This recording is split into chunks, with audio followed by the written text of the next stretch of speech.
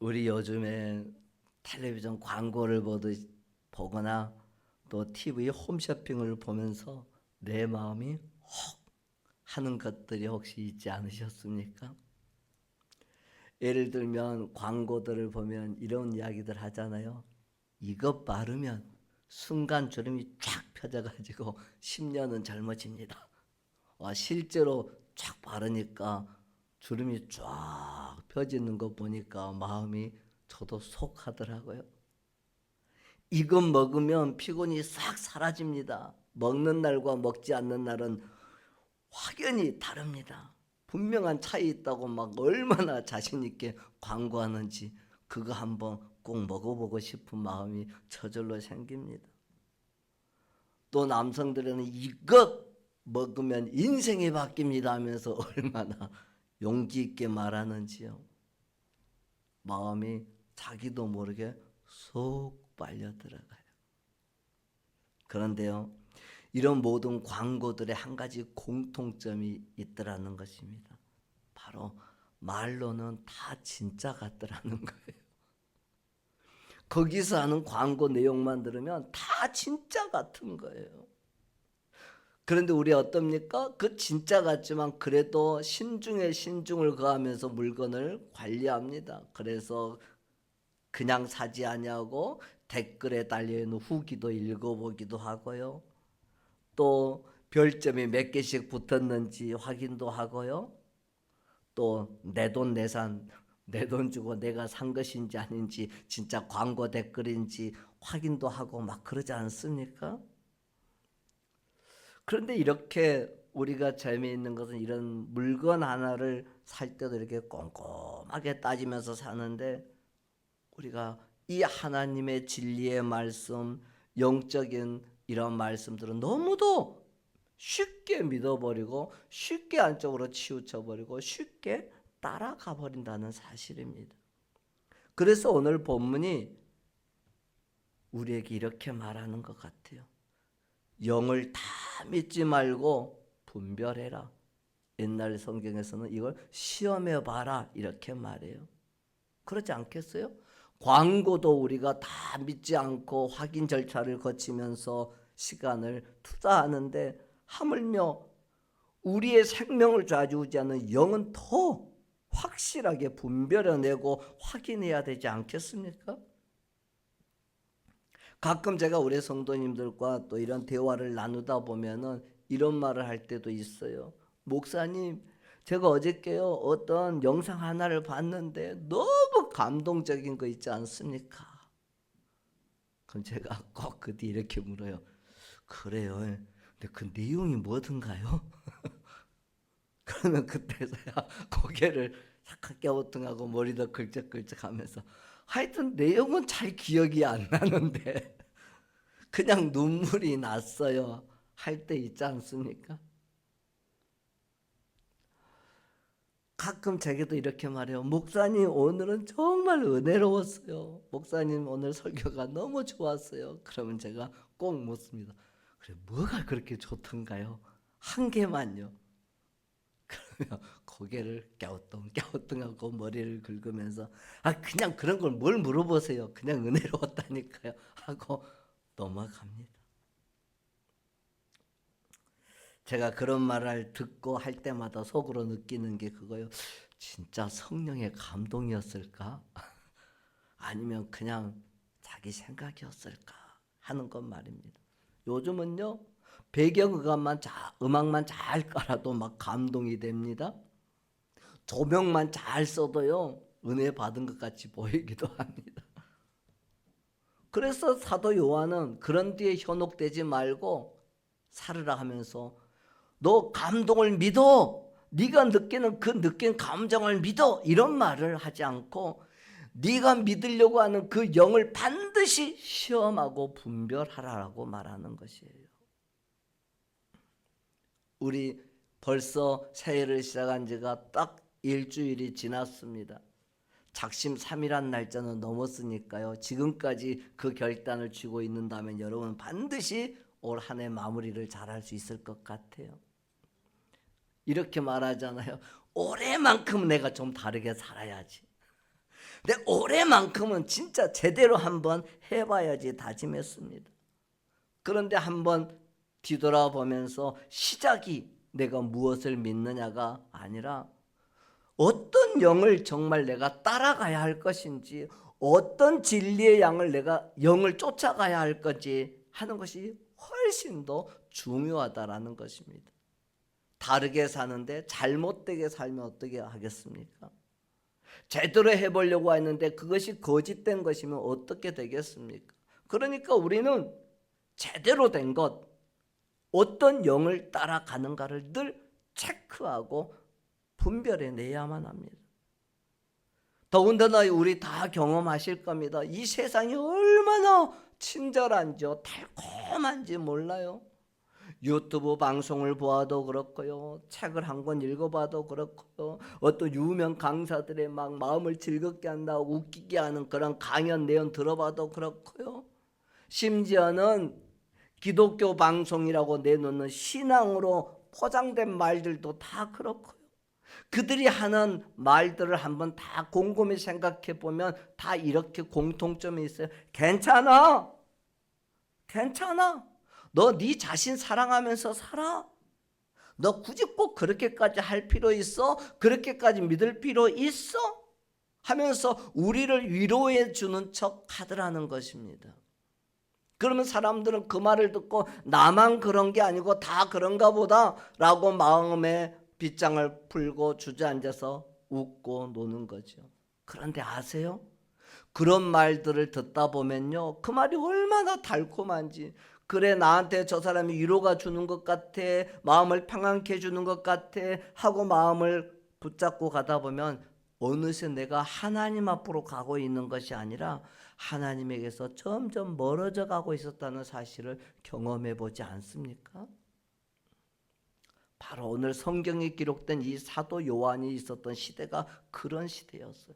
겉으로는 신앙 같고 그들이 하는 말은 아주 기쁜 영적인 것 같았는데 사실은 그 말과 그 행동과 그 삶으로 해서 예수 그리스도의 초점을 흐트려 버리고, 그래서 사람의 달콤한 말로 괜찮아, 너 그 정도 아는 것은 괜찮아, 너 네 자신을 사랑하면서 너를 지켜야지 괜찮아, 이렇게 하면서 교회 안으로 살가만히 들어오고 있는 것들이 있었던 것입니다.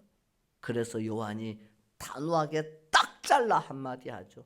1절 말씀을 한번 읽으십시다. 너무 중요하죠. 1절입니다. 시작.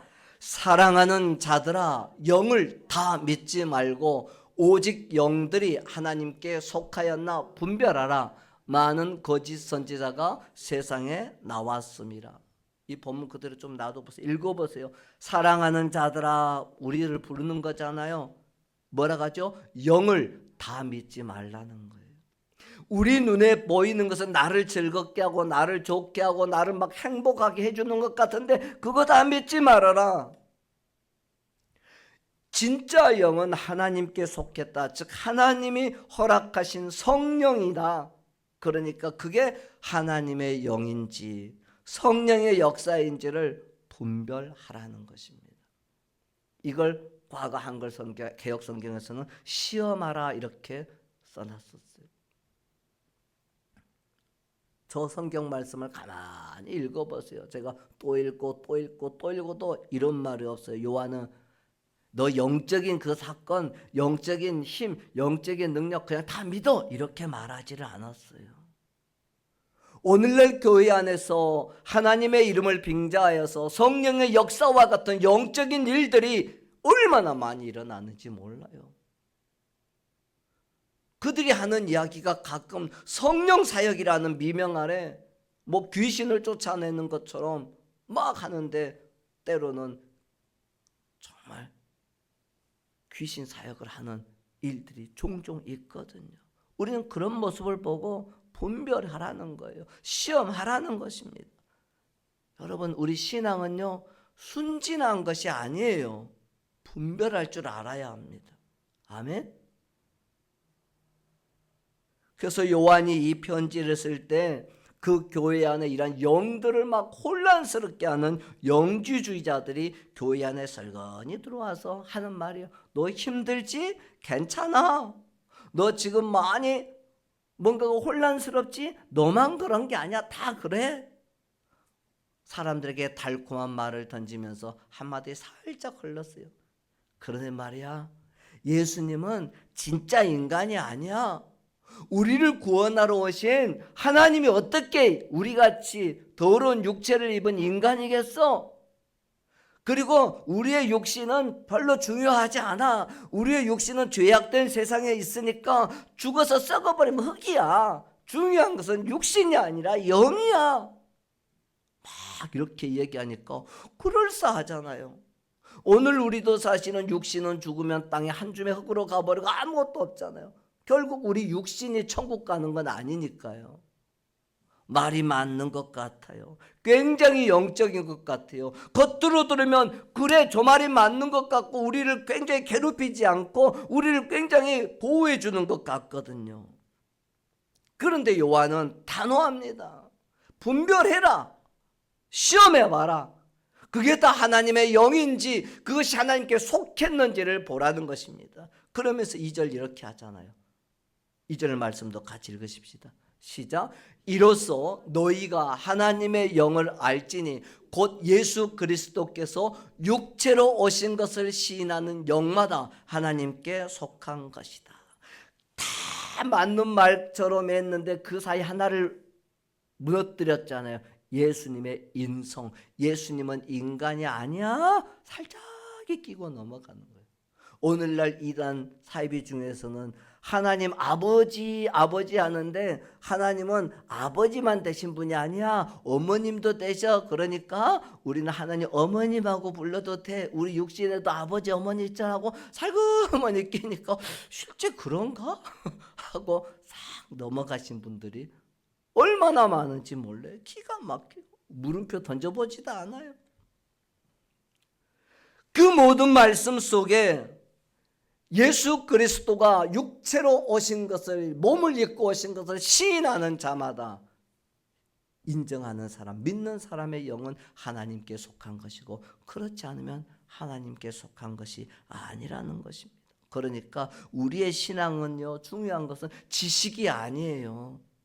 성경 공부해서 지식을 얻었다 해서 그게 다가 아니에요. 뭐가 달까요? 한번 따라 하십시다. 고백.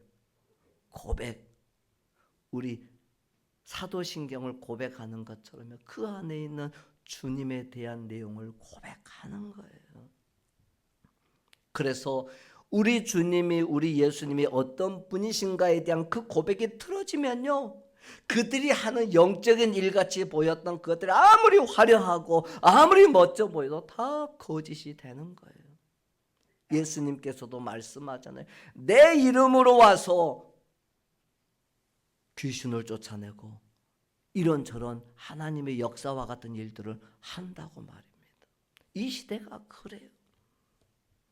그래서 예수의 이름은 말하지만 십자가 이야기를 할 때는 불편해지는 그런 말들을 살가만히 하고 있고요. 은혜를 이야기하지만 회개하는 고백은 없는 은혜, 사람의 마음만 살살살 긁어주는 말을 하고 있고요. 사랑으로 품자고 말은 하면서도 우리가 죄인이야, 우리가 정말 죄 지은 자들이라고 하는 죄에 대해서는 말하지 않고요.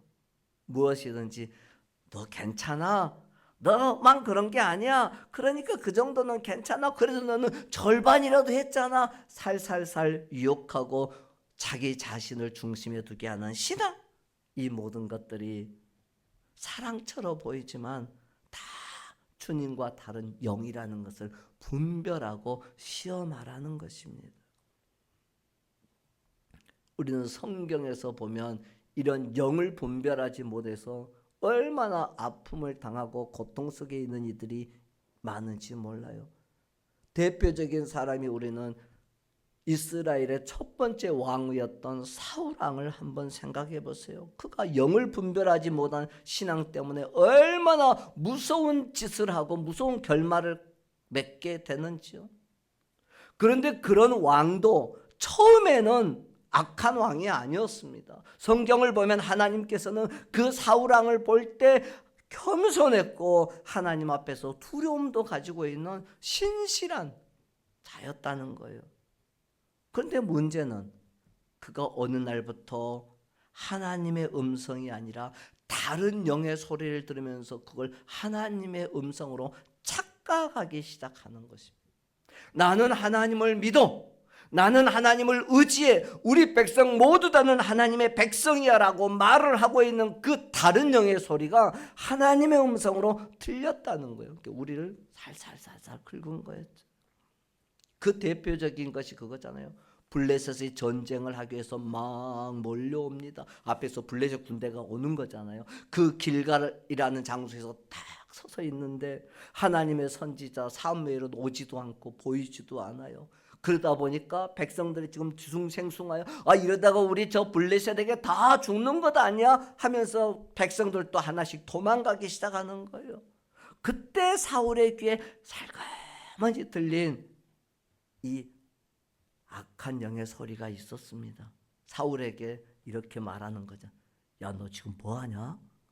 사울아, 너 지금 뭐하고 있어? 너 가만히 이렇게 있으면 네 백성들 다 도망가. 사무엘이 언제 올지도 모르는데 너 그렇게 가만히 있으면 돼? 사울, 네가 제사 지내면 되잖아. 네가 하나님께 예배 드리면 되잖아. 예배 드리는 거잖아. 괜찮잖아 하면서 사울의 귀에 속삭이는 악한 소리가 있었던 것입니다. 그러니까 겉으로 보면 뭐예요? 하나님께 예배 드리는 거였어요. 누가 뭐라고 합니까? 우와, 우리 왕이 하나님께 예배 드리네? 라고 말할 수 있잖아요. 그런데 그 예배드린 사건을 가지고 선지자인 사무엘은 뭐라고 합니까? 왕이요, 당신은 망령되이 행동했습니다. 하나님의 이름을 욕되게 했다라고 책망하고 있지 않습니까? 거짓의 영은 그렇게 하나님의 이름을 빙자하여서 하나님의 이름을 망가뜨리는 일을 하더라는 것입니다. 그러니까 행동은 하나님의 이름을 앞에 거는 거였는데 하나님을 신뢰하는 것이 아니라 하나님을 그냥 자기 마음 불편한 것을 달래기 위한 도구로 사용할 때가 있기 때문이에요. 여러분, 우리가 예배하는 것은 뭡니까? 온전입니다. 퍼펙트하게 하나님만 영광 받으셔야 됩니다. 아멘. 그런데 우리는 예배 드리면서 내 불편한 마음이 좀 달래지고 내 불편한 마음이 해결되기를 바라서 하나님을 도구로만 사용하려고 하는 예배라면 지금 사울왕이 드리는 예배와 동일한 거지. 이렇게 한 번 실수를 했다면 그 다음에는 정신 바짝 차려야 하잖아요. 근데 꼭 그래요. 한 번 샌 바가지가 또 샌다고. 더 무서운 장면은 그 다음에 아말렉과의 전쟁 이후인 것입니다. 사울은 이때는 약간 양심이 찔렸는지 하나님의 명령을 절반은 지킵니다. 그래서 전쟁을 끝나고 온 전리품을 숨겼던 것에 대해서 책망할 때 이렇게 말하죠.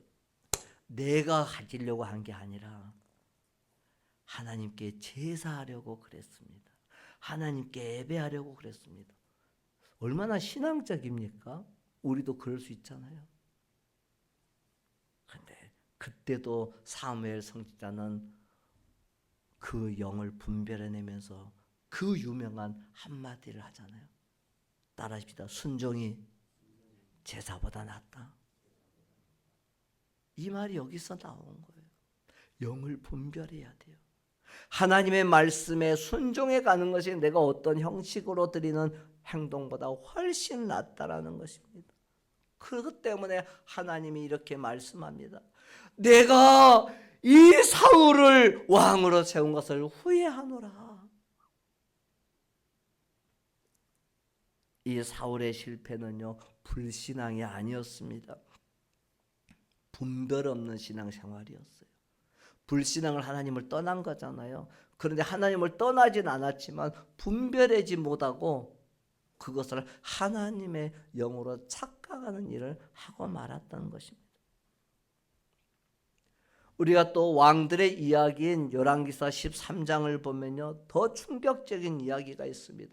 이제 다윗 왕이 지나고 솔로몬 왕이 지나고 드디어 남유다와 북이스라엘로 나누어집니다. 남쪽에 예루살렘에서 하나님을 예배하는 이들이 있기 때문에 북쪽 사람들이 남쪽에 예배하러 오는 것을 반대했던 르호보암이 북쪽에다가 제단을 쌓고 사마리아에서 예배드리는 겁니다.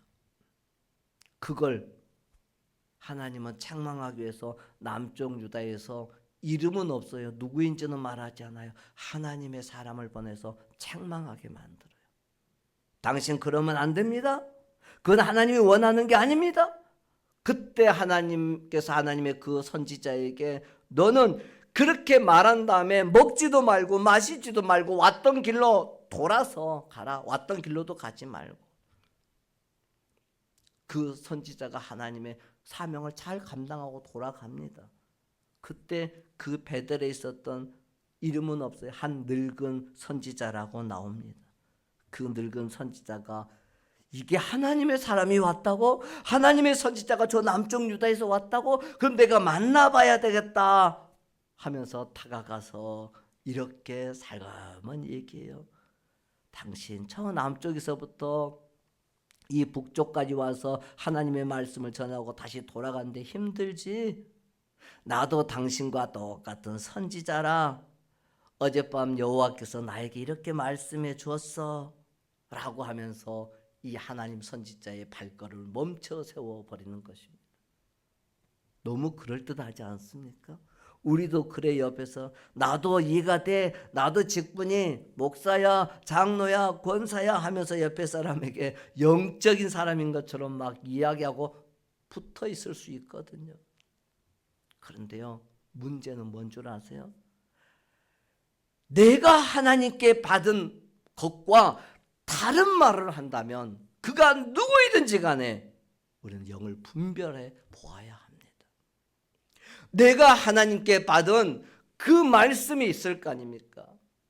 내가 하나님께 받은 응답이 있잖아요. 그렇다면 그 응답을 믿고 걸어가야 합니다. 그때 내게 다가와서 그 말과 다른 것을 한다면 우리는 분별해 낼 수 있어야 합니다.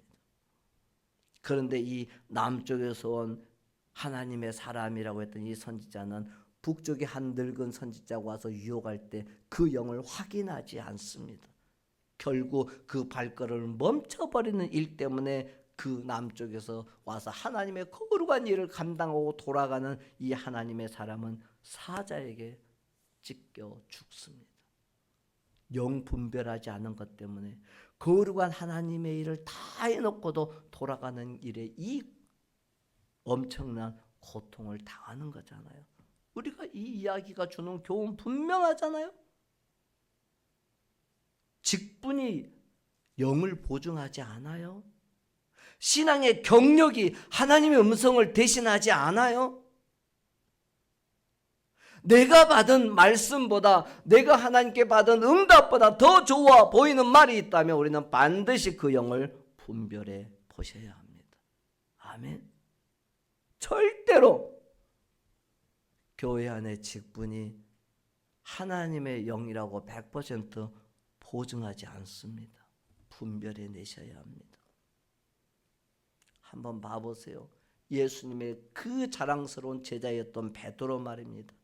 예수님을 얼마나 사랑했습니까? 그런데 예수님께서 내가 십자가를 지겠다고 하는 그 십자가 이야기를 하자마자 베드로가 벌떡 일어서더니 주여 그렇게 하지 마소서. 어떻게 그럴 수 있습니까? 주님 십자가 질 수 없습니다. 이때 예수님은 충격적인 말을 그 베드로에게 합니다. 사탄아 내 뒤로 물러가라.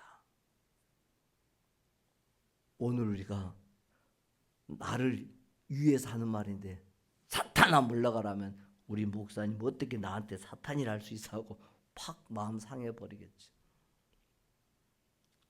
왜요? 베드로의 말은 인간적으로 보면 너무 사랑스러운 말이었어요. 내가 이만큼 예수님을 사랑한다고 하는 말이었어요. 주님 그 십자가 질 수 없습니다. 내가 맞겠습니다. 그 목숨 걸고 맞겠다는 거니까 얼마나 멋진 말입니까? 그런데 영적으로 보면 달랐어요. 주님의 일은 십자가를 치는 일이잖아요. 그러니까 그 구원의 엄청난 일을 가로막는 일을 지금 베드로가 했던 것이죠. 십자가를 막는 말이었기 때문에 주님은 그 주님의 일을 막는 것에 대해서 사탄아 물러가라고 말했던 것입니다. 우리가 아무리 선한 의도로 사랑의 말도 예수 그리스도의 초점이 흐트러지기 시작한다면 그건 다른 영이 될 수 있습니다. 그래서 요한은 이렇게 그 사실을 분명하게 말합니다. 3절 말씀을 보십시다. 3절 시작. 예수를 시인하지 아니하는 영마다 하나님께 속한 것이 아니니 이것이 곧 적그리스도의 영이니라. 오리라 한 말을 너희가 들었거니와 지금 벌써 세상에 있느니라. 그러니까 아무리 선한 의도로 하는 말이 됐든지 아무리 사랑스러운 말을 하는 것이 됐든지 예수 그리스도를 흐려버리면 그건 다른 영이라는 거예요. 적그리스도라는 것입니다. 우리 주변에 이단들 다 봐보세요. 얼마나 사람적으로 보면 잘하는지 몰라요. 예수 그리스도가 흐려져 있기 때문에 우리는 그를 이단이라고 사입이라고 지칭하는 거죠. 그것이 적그리스도라고, 그것이 거짓된 영이라고 하는 이 요한의 말이 지금 교회를 겁주고 신앙인들을 겁주기 위한 것이 아니라는 것을, 교회를 지키고 우리 신앙인을 지키기 위한 이야기인 것이죠. 우리는 정말 이 영을 분별해내는 저와 여러분이 되십시다. 그래야 하나님이 가장 기뻐하시는 삶이 되지 않겠습니까? 그래서 신앙은 자기 확신이 아니라 하나님 신뢰하는 믿음으로 살아갈 때 하나님은 우리에게 말씀하시는 것이죠. 내가 사랑이다. 하나님은 사랑이시다라고 말입니다. 사랑하는 우리 교회 여러분들, 이제 보이지 않는 하나님을 세상 어디에서 우리가 볼 수 있겠습니까? 교회를 통해서 하나님을 보고 성도인 저와 여러분을 통해서 하나님을 보지 않겠습니까? 그러니 분별 없는 사랑은 아주 위험한 하나님을 보여줄 수 없는 모습이 되고, 진리가 없는 그곳에도, 그 교회도 하나님을 보여주지 않는 교회가 되고 마는 것이죠. 우리가 예수 그리스도를 고백하는 그 진짜 사랑으로, 십자가를 통과한 그 십자가의 사랑으로, 바르게 분별해내는 사랑의 영으로 올 새 우리의 신앙을 지켜가는 우리 모두가 되기를 주님 이름으로 축복합니다. 기도하겠습니다.